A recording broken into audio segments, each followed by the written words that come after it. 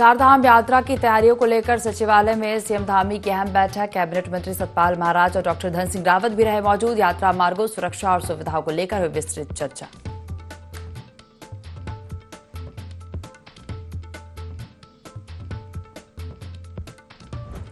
चारधाम यात्रा की तैयारियों को लेकर प्रशासन अलर्ट। यात्रा के दौरान सुचारू यातायात व्यवस्था बनाए रखने पर विस्तार से चर्चा। बढ़ती भीड़ को देखते हुए पार्किंग और ट्रैफिक डायवर्जन की विशेष योजना तैयार।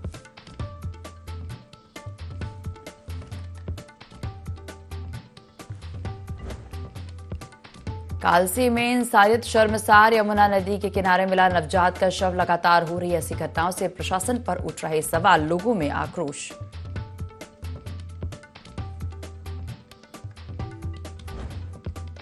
हरिद्वार के ज्वालापुर में पटाखा विस्फोट। लोधा मंडी इलाके में पटाखा बनाने के दौरान हुआ जोरदार विस्फोट। धमाके से 3 टप्पर उड़े। एक युवक गंभीर रूप से घायल।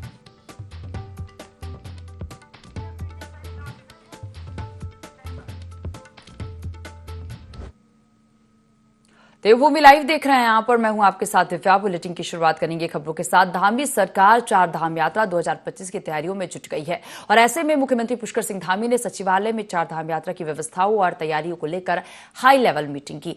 बैठक में चारधाम यात्रा के इंतजामों पर फोकस किया गया और इस दौरान पंजीकरण व्यवस्था, भीड़ नियंत्रण, यातायात के साथ ही अन्य व्यवस्थाओं पर मंथन हुआ। कैबिनेट मंत्री सतपाल महाराज और डॉक्टर धन सिंह रावत, सभी जिलों के डीएम और सचिव शामिल हुए। सीएम ने अधिकारियों से यात्रा मार्गों, सुरक्षा और सुविधाओं को लेकर विस्तृत चर्चा की। सीएम ने कहा कि धामों के पास सभी तरह की व्यवस्था कर दी जाए जिससे लोगों को परेशानी का सामना न करना पड़े। उन्होंने कहा कि तीर्थयात्रियों की सुरक्षा सरकार के लिए प्राथमिकता है।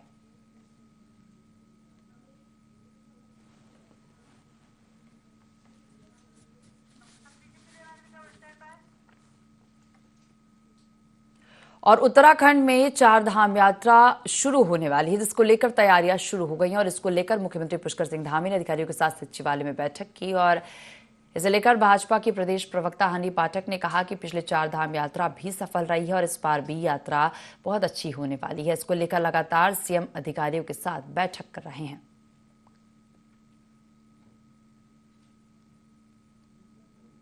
यात्रा हुई थी वो भी काफी अच्छी रही है और उसको देखते हुए अभी यहाँ पर जो अभी और नई आगे चारधाम यात्रा होने वाली है उसको लेकर लगातार हमारे मुख्यमंत्री श्री पुष्कर सिंह धामी जी बैठक कर रहे हैं, सभी की राय ले रहे हैं और सचिवालय में भी आज चारों धाम यात्रा को लेकर एक बैठक रखी गई है। निश्चित रूप से आगामी चारों धाम यात्रा को लेकर जितनी हमारी तैयारियां हैं वो पूरी तरीके से धरातल पर दिखाई देंगी और जो भी कार्य होगा निश्चित तौर पर अच्छा ही रहेगा हमारी चारों धाम यात्रा के लिए। और कालसी थाना क्षेत्र में इंसानियत को शर्मसार कर देने वाली एक और घटना सामने आई है जिसने लोगों को झकझोर दिया है। दरअसल यमुना नदी के किनारे एक नवजात शिशु का शव बरामद हुआ है। सूचना मिलते ही थाना कालसी पुलिस मौके पर पहुंची, जिसे मौके से कब्जे में लेकर तुरंत सीएचसी विकासनगर ले जाया गया, जहां चिकित्सकों ने नवजात शिशु को पूर्व से मृत बताया गया। बता दें कि पिछले कुछ दिनों पहले ही एक नवजात शिशु का शव हरिपुर में नाली में पड़ा मिला था। लगातार इस प्रकार की घटनाएं सामने आने पर लोगों में भारी रोष देखने को मिल रहा है।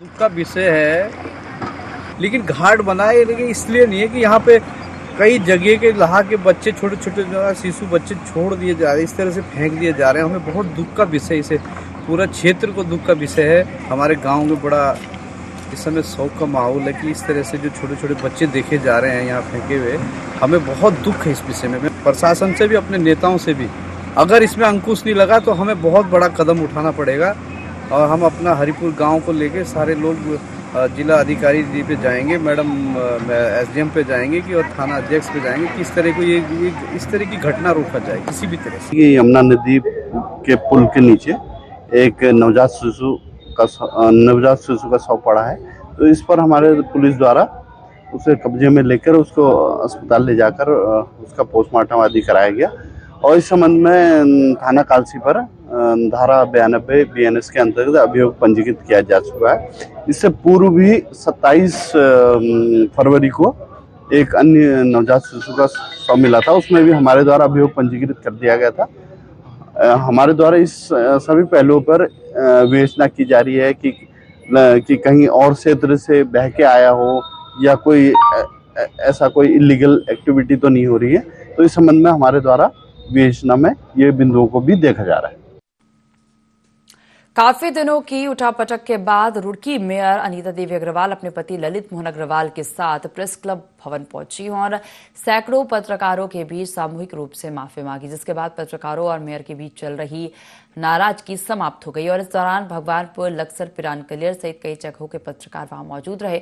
आपको बता दें, नगर निगम की बोर्ड बैठक के दौरान पत्रकारों और विधायक के बीच धक्का मुक्की होने के आरोप लगे थे, जिसके बाद आज मेयर के द्वारा तो माफी मांग ली गई, पर अभी विधायक प्रदीप बत्रा से समझौता नहीं हो पाया।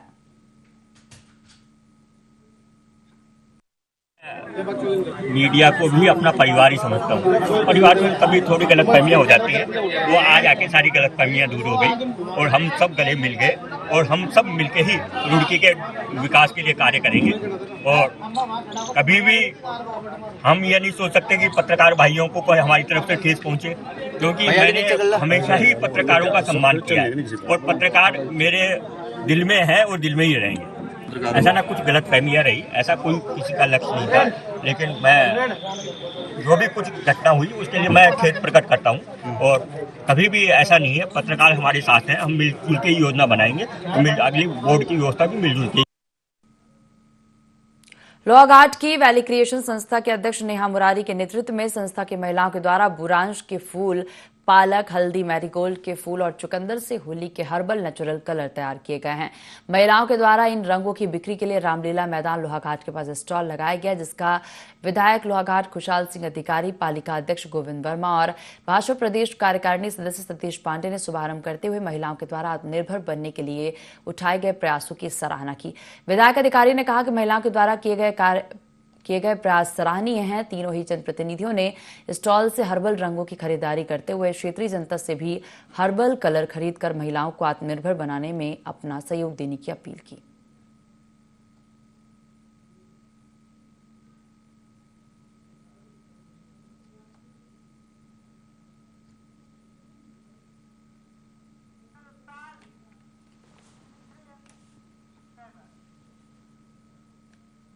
और उत्तराखंड में विशेष तौर पर कुमाऊं क्षेत्र के जिलों में एकादशी के दिन से चीर बंधन के साथ होली का कार्यक्रम शुरू हो जाता है। बाबा बागनाथ जी बागेश्वर क्षेत्र के प्रधान देवता हैं। बागनाथ मंदिर परिसर में नवीन लाल शाह की अध्यक्षता में पुरुष होली प्रतियोगिता का आयोजन किया गया। कुमाऊनी होली में खड़ी होली का बड़ा महत्व है। कुमाऊं में 2 ताल और 4 ताल की होलियां विशेष तौर पर गाई जाती है। होली प्रतियोगिता में सभी प्रतियोगिताओं ने उत्साह और उमंग के साथ 2 ताल और 4 ताल की होलियां गाकर अपने रीति रिवाजों को जिंदा रखने का प्रयास किया गया। बागेश्वर क्षेत्र के देवता बाबा बागनाथ जी को होली पूजन करने के लिए सभी स्थानीय लोग चतुर्दशी के दिन चीर बंधन को लेकर बागनाथ मंदिर पहुंचते हैं।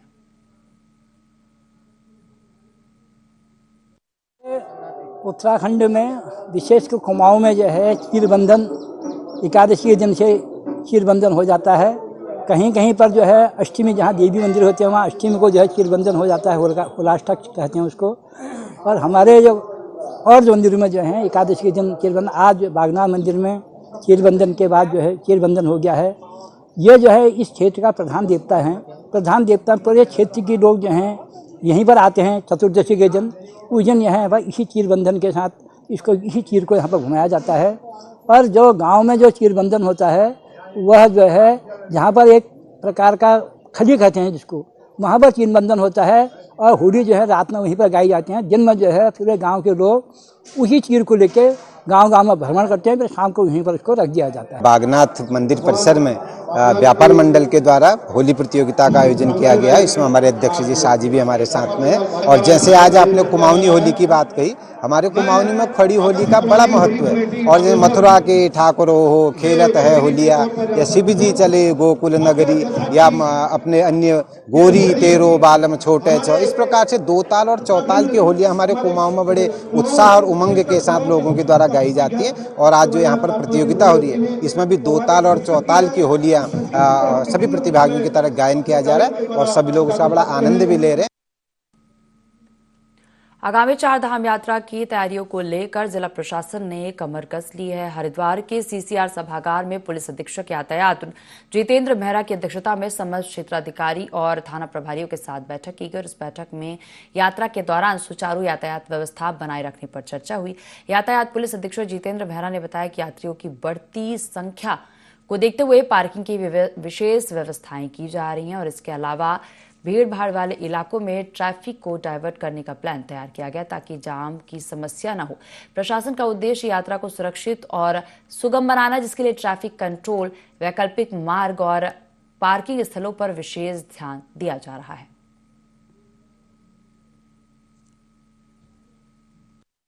चारधाम यात्रा को लेकर यहाँ पे बैठक की गई थी हरिद्वार में, और जिस थाने से चारधाम यात्रा का संबंध है उन सबके थानेदार और हमारे सर्कल ऑफिसर सभी को बुलाया गया था और हमने एक विस्तृत रूप से इस पे चर्चा की है, जिसमें ट्रैफिक प्लान, डाइवर्जन, पार्किंग और इनफैक्ट हमने कोशिश की है कि हम जो अलग अलग दस्ते बनाए जाते हैं, जहर खुरान, जेब कतरा और टप्पेबाज, इन सबको पकड़ने के लिए भी दस्ते बनाए जाएंगे। तो हर तरीके से हमने इस पे चर्चा की है। चेकिंग पॉइंट अभी कितने एग्जैक्ट होंगे उस पर हमारा काम चल रहा है, लेकिन श्रद्धालुओं को कोई परेशानी ना हो और सुगम तरीके से उनकी यात्रा हो, इसके लिए हमने काफी कोशिशें की है। और कोशिश ये भी है कि हम डायनेमिक तरीके से उनको वर्चुअल जो बोर्ड होते हैं, हमारे डिजिटल बोर्ड होते हैं, उस पर मैसेज दिखाएं और ज्यादा से ज्यादा इंफॉर्मेटिव साइंस लगाएं। तो हम कोशिश यही कर रहे हैं कि आपको कुछ दिनों बाद हरिद्वार में दिखेगा भी सही, काफी सारे साइंस, नए नए बड़े बड़े होर्डिंग साइंस वो सब दिखेंगे। दिल्ली से पिथौरागढ़ जा रही उत्तराखंड परिवहन निगम के पिथौरागढ़ डिपो की एक बस हादसे का शिकार हो गई। टनकपुर पिथौरागढ़ राष्ट्रीय राजमार्ग में चंपावत के सिन्यारी के पास अनियंत्रित होकर बस पलट गई। बस के पलटते ही यात्रियों में चीख पुकार मच गई और बस पलटने की सूचना मिलते ही आसपास के ग्रामीण मौके पर पहुंचे और उनके द्वारा यात्रियों को किसी तरह रोडवेज बस से बाहर निकाला गया। दुर्घटना में यात्री मामूली रूप से चोटिल हुए। गनीमत रही कि बस खाई में नहीं जा गिरी। जानकारी के मुताबिक बस में 26 यात्री सवार थे और सभी यात्री सुरक्षित हैं।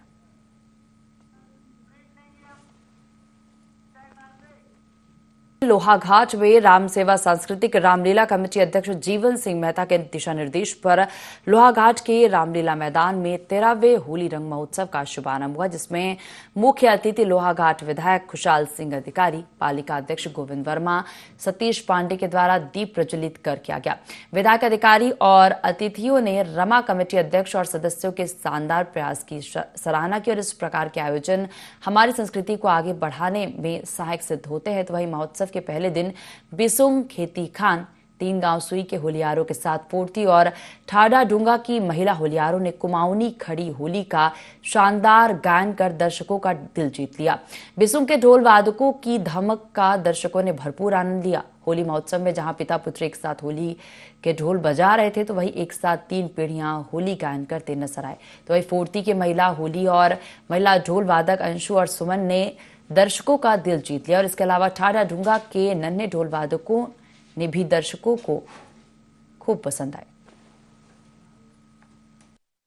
हमारी होली है ये, श्री रामलीला होली कमेटी विसन करके पूरे 20 गांव के इसमें प्रतिभाग करते हैं और इसमें बुजुर्ग से लेकर युवा, अभी आप देखेंगे हमारे यहाँ के जो एक बुजुर्ग जो आगे का जो कदम होगा वो पीछे का भी वही कदम होगा। सुर लय ताल एक जैसा होगा। ढोल वादकों को आप देखना अलग ही रंगत होगी इसकी। जो हमारी विसन की होली है, हमारे बुजुर्ग बताते थे कि हम जब होलियाँ होती थी केवल दिन में केवल एक बार खाने के लिए आते थे, यानी सुबह 9 बजे निकलना और देर रात 12 बजे आना, केवल एक टाइम खाने के लिए आते थे। इतना मगन रहते थे वो, खुद ही ढोल मोड़ना, खुद ही ढोल बनाना। तो ये सारे उनके मतलब वही हम लोगों ने उसी पर पार्टी को हम लोग आगे को चला रहे हैं। रामलीला कमेटी तो ये अपने आप में एक उदाहरण है। ये जो कार्य करते हैं ये अपने मन से नहीं कर सकते, ये प्रभु की कृपा होती है और प्रभु की कृपा इन पर ऐसी है कि ये जहाँ पर भी जाते हैं, आप देवीधार को ही देखिए, वो देवीदार जहाँ पर 10 आदमी नहीं होते थे, वहाँ पर आज हजारों की तादाद में लोगों की संख्या वहाँ पर रहती है। उन्हें उसी माँ की कृपा से उनको एक प्रेरणा ऐसी मिली है कि ऐसे शुभ कार्य उनके द्वारा होते हैं। यह हमारे लिए एक समाज के लिए सीख होनी चाहिए और समाज को आगे बढ़ाने के लिए ऐसे लोगों की आवश्यकता भी होती है और ऐसे कार्यक्रमों से समाज में एक अच्छी सीख मिलती है। मैं बहुत बहुत बधाई दूंगा इस रामलीला कमेटी के सम्मानित अध्यक्ष जी को। 2023 से लेकर 2025 हम 13 महोत्सवों पर हम लोग प्रवेश करने आ रहे हैं। मैं अपनी टीम के साथ साथ पूरी होली की टीम को, जो ग्राम सभा से पूरे जनपद से अलग अलग टीमें यहाँ पर आती हैं, मातृशक्ति और पुरुषी टीम, मैं उनको भी धन्यवाद दूंगा, आभार व्यक्त करना चाहूँगा। और मैं धन्यवाद दूंगा अपनी जनता का, जिनके सहयोग से हम 13 वर्ष में प्रवेश करने जा रहे हैं। हमारा जो उद्देश्य था, हम अपने उद्देश्य की प्राप्ति की ओर आगे बढ़े हैं। हमारा उद्देश्य था विलुप्त हो रही हमारी खड़ी होली जो विलुप्ति के कगार में थी, आज जो पुनः जीवित हमने करने की कोशिश कर रहे हैं। और साथ ही साथ होली में जो हमारा मुख्य उद्देश्य था नौजवानों को जगाना, मातृशक्ति को आगे लाना, नशे से दूर रहें, युवा आने वाले भविष्य में जिम्मेदारी को संभालें। और मातृशक्ति ने भी बढ़ चढ़ के जो भागीदारी की है वो आपको होली रंग महोत्सव लोहाघाट में देखने का अवसर प्राप्त होगा।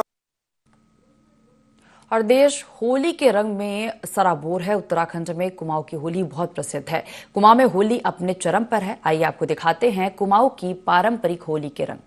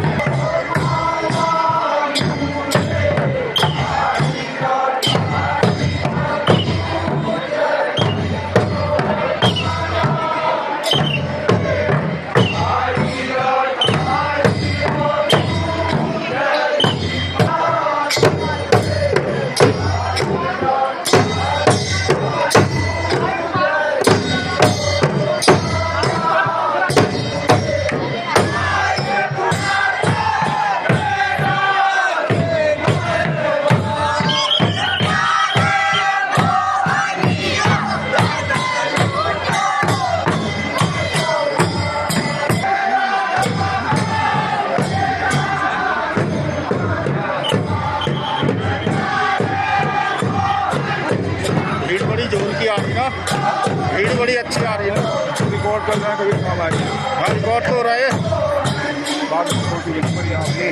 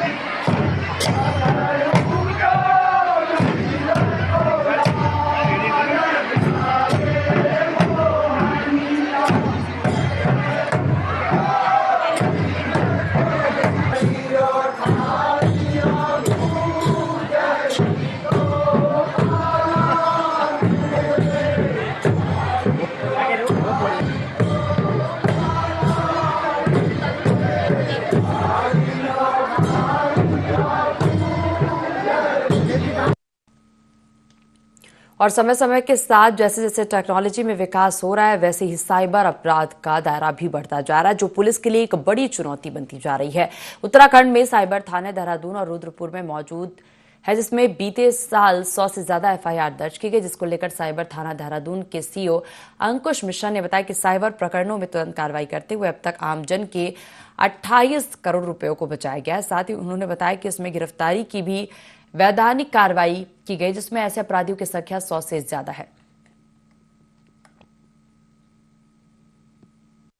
साइबर क्राइम में जो सबसे अहम होता है वो जागरूकता होती है, जिसमें लगातार पुलिस जो है अलग अलग माध्यम से, अलग अलग पोर्टल्स के, अलग अलग पेजेस के माध्यम से अवेयरनेस कर रही है। अगर हम आंकड़ों की बात करेंगे, साइबर क्राइम हर 6 महीने में नए नए प्रकार के अपराध सामने आते हैं, नए नए प्रकार से वो लोग इनोवेट करते हैं। तो पिछले साल जो हमारा साइबर थाना है, साइबर थाना देहरादून हो गया और साइबर थाना हमारा रुद्रपुर हो गया, 2 थाने जो हैं साइबर के, उसमें हमारे यहाँ लगभग 100 से लेकर 120 एफआईआर दर्ज हुई, क्योंकि हमारे यहाँ पे 20 लाख के ऊपर के जितने प्रकरण होते हैं उनकी एफआईआर हमारे यहाँ रजिस्टर होती है। और जो हमें कंप्लेंट्स प्राप्त हुई, जिसमें भारत सरकार का जो हेल्पलाइन है 1930, तो उस पर हमने लगभग उत्तराखंड के लगभग 28 करोड़ रुपए हमने यहाँ के नागरिकों के बचाए हैं। तो उसमें साथ में हमने अरेस्टिंग और कई लोगों को लीगल जो नोटिस हैं वो भी तामील कराई। तो उसमें लगभग 110 से 120 लोग हैं जो अपराधी थे, जिनके खिलाफ हमने वैधानिक कार्रवाई अमल में लाए।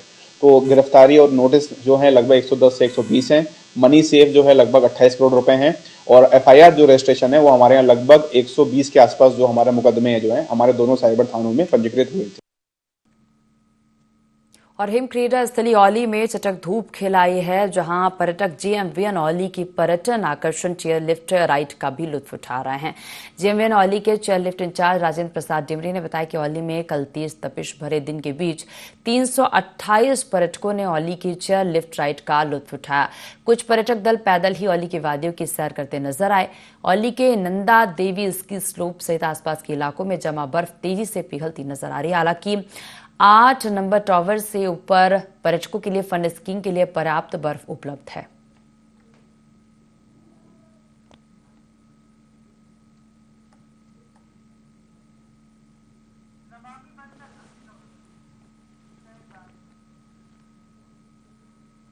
और देहरादून की स्वच्छता रैंकिंग में सुधार लाने के लिए नगर निगम लगातार प्रयासरत है और इसी कड़ी में नगर निगम सभागार में नगर आयुक्त नमामि बंसल की अध्यक्षता में स्वच्छ सर्वेक्षण 2024-25 को लेकर एक कार्यशाला आयोजित की गई और इस कार्यशाला में नगर निगम के अधिकारी, पर्यावरण मित्र और सफाई व्यवस्था से जुड़े अन्य संबंधित लोग शामिल हुए। नगर आयुक्त नमामि बंसल ने कहा कि स्वच्छ सर्वेक्षण के तहत नागरिकों से फीडबैक लिया जा रहा है और यह शहर की स्वच्छता रैंकिंग में महत्वपूर्ण भूमिका निभाएगा। उन्होंने उपस्थित अधिकारियों और कर्मचारियों से अपील करते हुए कहा कि अधिक से अधिक नागरिकों को इस अभियान से जोड़ा जाए और जागरूक किया जाए। इसके लिए QR कोड और ऑनलाइन लिंक के माध्यम से नागरिकों को फीडबैक प्रक्रिया की जानकारी दी जाए, ताकि वे आसानी से अपनी राय दे सके।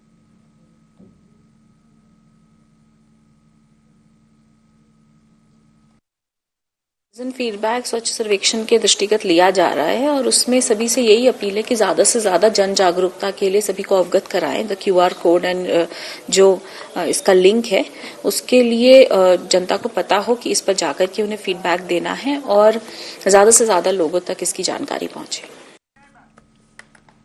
और खबर डोईवाला से है, जहां क्षेत्रीय दल के नेता ने व्यापारियों और वैश्य समाज को लेकर टिप्पणी की थी, जिससे नाराज डोईवाला नगर के व्यापारियों ने डोईवाला नगर चौक से कोतवाली तक पैदल मार्च किया।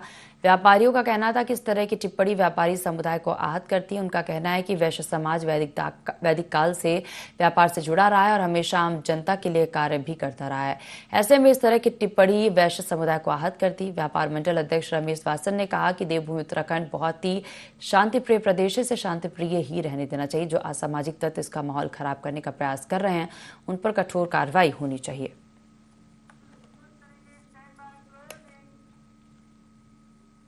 और बुलेटिन में फिलहाल इतना ही। आप देखते रहिए IND24। नमस्कार।